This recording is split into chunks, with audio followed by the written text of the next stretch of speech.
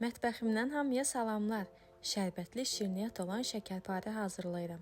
Şərbətini tam çəkən, ağızda ovulan, əminliklə tövsiyə edəcəyim reseptdir. Dəqiq resepti şərhlərdə qeyd edirəm. Keçək hazırlamağa. Yumurta, şəkər pudrası, manlı yarması, qabartma tozu, kərə yağı və unu qaba alıb xəmir yoğururam. Ələ yapışmayan xəmir alınır. Kiçik toplara ayırıb forma verirəm. 40 qramlıq 26 ədəd şəkərparə alındı. Xəmirə qatdığım bir yumurtanın sarısını üzəri üçün ayırmışdım.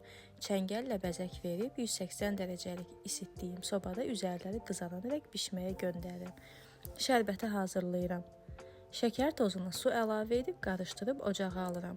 Qaynayanda yarı limon suyu qatıb 5 dəqiqədə vamxotda qaynadıb götürürəm. Şəkərparənin altı da qızarmalıdır.